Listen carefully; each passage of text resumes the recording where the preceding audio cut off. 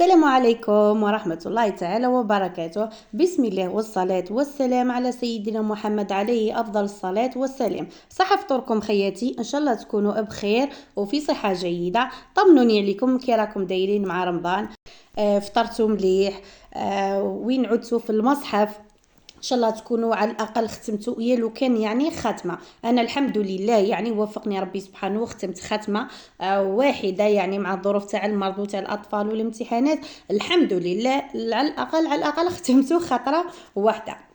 نشكركم بزاف بزاف بزاف اللي سقسيتوا عليا كامل المشتركين تاوعي. راح نهديكم واحد الدعاء روعه روعه يا البنات. الدعاء بما انه رانا في منتصف تاع شهر رمضان، أدعيوه في أي وقت. راح نرددوه معي. اللهم اجعلنا ممن صام رمضان وقامه إيمانا واحتسابا. اللهم اختم لنا رمضان بغفرانك والعتق من نيرانك. اللهم آمين أجمعين يا رب العالمين. راح نشارك معكم في الفيديو تاع اليوم وصفة رمضانية بامتياز، واللي هي طاجين البسباس على طريقتي. يجي بنين بنين بنين وروعة روعة روعة. يعني بالنسبة للأطفال يعني اللي ما يحبوش البسباس، بهذه الطريقة راح يولي ياكلوه. ننصحك انك تخبي الوصفه وتعتمديها، بما انه رانا في شهر رمضان. يجي بنين بنين بنين. وصفه اقتصاديه يعني غير بالدجاج، يعني ماشي شرط انه يكون يعني اللحم، بالدجاج فقط يعني. ويجي بنين بنين بنين. نروحوا للوصفه. لنا واش نحتاجو بسباس يكون تقطعته بهذا الشكل. وغسلته مليح مليح مليح. نحتاجو طرف تاع الدجاج، نحتاجو كرافس، نحتاجو ايضا جريوات ولا القرعه ولا كل منطقه من ولايات الوطن كيفاش يقولوا لها. ايضا نحتاجو زبده الزيت والتوابل راح نخليهم لكم في صندوق الوصف. وحبه متوسطه تاع البصله اللي كنت يعني رحيتها في لاشوار، رحيتها مليح مليح مليح. وبيان سور الثوم. هذو ما المقادير اللي نحتاجهم في الوصفه تاع اليوم. هنا جبت بوبيطه اللي تكون يعني شويه غاسيه، ولا كوكوت، ولا كل واحده فاش تحب الطيبه. ليسونسيال انه تكون حاجه غاسيه هكذا باش يتجمر لنا البسباس نتاعنا. هنا حطيت حوالي 4 مغارف تاع الزيت، وضفت معاهم مغرف كبيره تاع الزبده ولا سمن هكذا باش تجيني لاصوص تاعي تجيني بنينه. راح نحط الدجاج في الزبده والزيت هكذا باش يتقلى لي مليح وتجيني لاصوص نتاعي بنينه. وبعد ما يتقلى لي الدجاج تاعي مليح مليح راح نضيف له البصله والثوم. هنا ما راحش نضيف التوابل هكذا باش ما تتحرقليش وما تجينيش المرقه تاعي مره كيما راكم تشوفوا. راح نزيد نخليه حوالي 5 دقائق يتقلى لي مليح مع البصله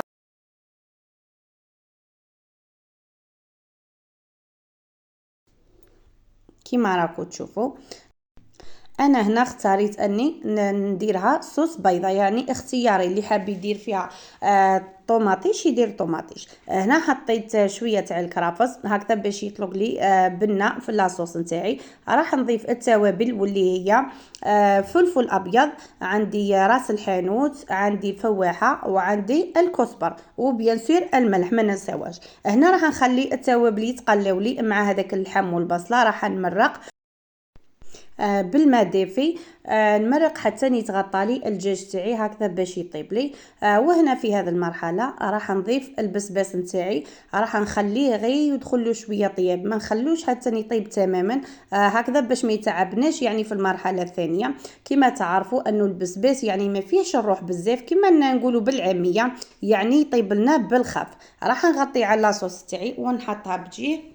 هنايا في هذا المرحله راح نجيب المقله تاعي، راح نضيف فيها غير شويه تاع الزيت. راح نقلي هذيك الجريوات ولا القرعه كل منطقه كيفاش يقولوا لها. راح نقليها غير نحمرها يعني غير شويه تاخذ لي تحميره خفيفه. هنا ما لازمش نضيف الزيت بزاف هكذا باش ما تشربليش الزيت وباش ما تجينيش المرقه تاعي مزيته بزاف. راح نخليها تاخذ لي غير تحميره شويه ونحيها. هنايا بعد ما حمارت لي كيما راكم تشوفوا خدات لي هذا اللون الذهبي. ما نخلوهاش حتى تطيب تماما. كيما تعرفوا الجريوات تطيب لنا بالخف في لاصوص. اليوم راح نقلشهم، يعني كل واحد راح نعمل له يعني خاطره. هنا راح ندير لهم سلطه ماسيدوان، يعني كل واحد واش يحب. كيما انا الاطفال نتاعي يحبوا زرديشو، عملت لهم يعني بلا سبيسيال ليهم سلطه بالزرديشو. وهنايا راح نعمل سلطه ماسيدوان يعني بالسلطه تاع الريش. هنا واش راح نستعمل؟ هنا كنت غليت شويه تاع الرز، انا استعملت رز بسمتي، شويه رز، شويه بطاطا، شويه زروديه، غليتهم في شويه ماء وملح حتى نطابوا لي مليح مليح، خليتهم بردوا. وهنا واش ضفت لهم؟ ضفت لهم باطا تاع طون تاع الزيت اللي كنت نحيت لها الزيت نتاعها هكذا باش ما تجينيش السلطه يعني ميدمه وما تضرناش في الصحن تاعنا. زدت ضفت لها حوالي 2 مغارف تاع مايونيز، وبيان سور شويه تاع لا فينيغريت، نخلطهم مليح مليح مليح حتى نتشرب لي هذيك لاصوص. وهنا جبت هذا السيرسو اللي راح ندير فيه السلطه، يعني بريزونطابل، يعطيني شكل رائع رائع رائع. وتجيني سلطه يعني مثل الاعراس. شفتوا كيما نروحوا الاعراس ونشوفوا هذيك السلطه يعني تشهي تشهي تشهي. هنا حطيت السلطه نتاعي في هذا السيرسو، وراح نبلاطيها يعني بهذا الشكل، وراح نعمل لها يعني كوش خفيفه تاع مايونيز يعني في الوجه نتاعها كيما راكم تشوفوا. راح نسويها بهذا لاسباتول. هنا راح نزينها بشويه تاع السلطه تاع الريش، يعني اختياري كل واحد وكيفاه. انا هنا كنت عملت سلطه تاع الريش، وراح نعمل بلا دوزيام يعني الاطفال تاعي بما انهم يحبوا الزرديشو، يعني كامل الاطفال يحبوا الزرديشو. راح نرافقها بشويه تاع بيطراف وزروديه اللي كنت غليتهم في شويه ماء وملح حتى نطابوا لي مليح، وقطعتهم بهذا الشكل الصغير هكذا باش يسهل لهم يعني يرفدوها. راح نزينها بشويه تاع زيتون وفرomاج، وهكذا تكون لي السلطه نتاعي واجده. راح نحي هذاك السيرسو يعني بكل سهوله راح يتنحى لنا، ما راحش يجينا حتى اشكال، سهل ماهل. وفيه اشكال، اللي يحب يدير شكل دائري، اللي يحب يدير شكل مربع، يعني اختياري. انا عملت لهنا كان عندي الشكل تاع الورده، عملت تاع الشكل تاع الورده. هنا السلطه تاعي واجده، راح نحطها بجيه. راح نخليها حتى يقرب وقت الاذان، وندير لا فينيغريت للبيطراف نتاعي والسلطه تاع الريش هكذا باش كيما تعرفوا البيطراف يطلق الماء تاعو، وراح تتخسر لي الشكل واللون تاع السلطه تاعي. نخليها نحطها في الفريجيدير، كي قرب وقت الاذان راح ندير لها لا فينيغريت. راح نعمل بلا دوزيام للاطفال نتاعي بما انه يحبوا الزرديشو. عملت لهم ايضا كما في الطريقه الاولى تاع سلطه ماسيدوان، وضفت لها الزرديشو. هنا بعد ما طاب لي هذاك البسباس نتاعي خليته غير خذالي شويه تاع طياب، نحيته كيما راكم تشوفوا. هنا كان ما طابليش كيما راكم تشوفوا، لهنا كان ما تهرسليش يعني ساهل، ما نخلوش حتى يطيب تماما راح يتعبنا في القليان نتاعو. لهنا راح نخلي اللحم تاعي يزيد يطيب غير شويه ونحيه كيما راكم تشوفوا. نحي كامل البسباس اللي عندي، خليه يقطر تماما تماما هكذا باش ما يتعبنيش في القليان. راح نحي هذاك الكرافس اللي كنت حطيته،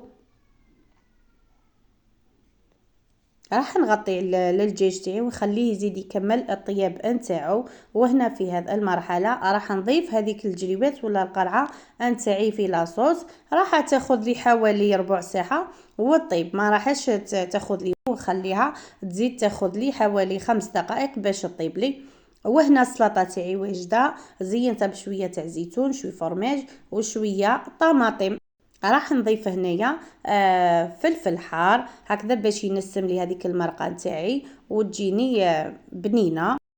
لهنايا في هذه المرحله راح الزرديشو تاعي راح نعمل له لا فينيغريت هكذا باش ما يجينيش صامت، لانه لهنا كنت حطيت في وسطه بعد ما نحيت له هذاك الشوك نتاعو كلش في الوسط نتاعو، حطيته حشيته بالماسيدوان والبيطراف. راح نكمل التزيين تاع السلطه نتاعي بهذه الطريقه، زينتها بشويه تاع طماطم شويه فرماج. وهنا السلطه تاعي واجده كما قلت لكم 2 اطباق، يعني طبق للاطفال نتاعي وطبق ليا وللزوج. بعد ما اقطر لي هذاك البسباس راح نجيب بيضه وراح نتبلها بشويه تاع توابل اللي كنت عملتهم في لاصوص، يعني نفس التوابل اللي عملتهم في لاصوص راح نعملهم في البيضه. راح نخلط البيضه تاعي كامل مليح مليح. هنا راح نقلي البسباس نتاعي هكذا باش تجيني بنين. هذه طريقتي الخاصه اللي نعتمدها في طاجين البسباس. بما انه كثير من الاطفال يعني ما يحبوش البسباس، يعني بهذه الطريقه راح يوليو يحبوا البسباس. البسباس صحي. كما في الجزائر عندنا بزاف اطباق يعني بالبسباس، من هذول ما بسباس، كفته بسباس، بزاف اطباق. وهذه من احد الاطباق اللي نعتمدوها في الجزائر تاع طاجين البسباس. يجي بنين بنين بنين غير بالدجاج، ويجي وصفه رمضانيه بامتياز. هنا بعد ما قطر لي حطيت رمدته في هذاك البيض، راح نقليه ياخذ لي تحميره مليحه بهذه الطريقه. راح نخليه ياخذ لي تحميره كيما راكم تشوفوا، نقليه حتى يطيب لي، نقلي كامل الكميه اللي عندي. من الاحسن انه ندخلو هذاك البيض الداخل كيما راكم تشوفوا هنايا. بعد ما تحمر لي وخذا لي هذه التحميره، راح نحطو ديريكتومون في لاصوص يزيد ياخذ لي شويه طياب كيما راكم تشوفوا هنايا. بعد ما حطيته في لاصوص راح نخليه حوالي 5 دقائق ينشف لي شويه ويتجمر لي. راح نضيف عليه شويه رشه تاع المعدنوس ونخليه يتجمر حوالي 5 دقائق.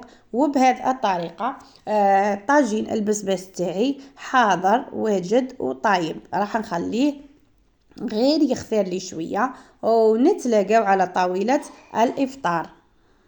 وننصحكم انكم تجربوا الوصفه لانها وصفه بنينه بنينه بنينه، ضربه في البنه.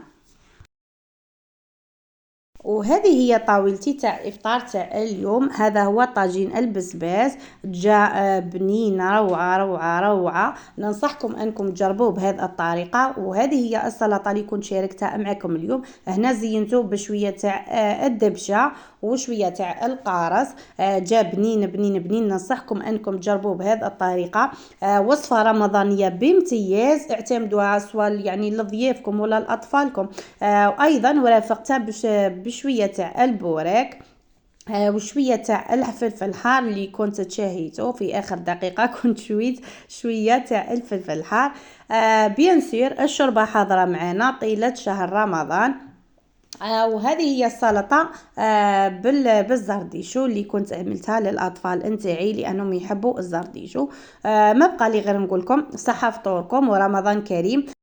نقول لك جربي الوصفه في شهر رمضان، اكيد اكيد اكيد راح تعجبك وراح تولي ديري بهذه الطريقه. وما تنسيش بارطاجي الوصفه مع احباباتك. نقول لكم صحه سحوركم. سلام الى الملتقى ان شاء الله في فيديو جديد. سلام.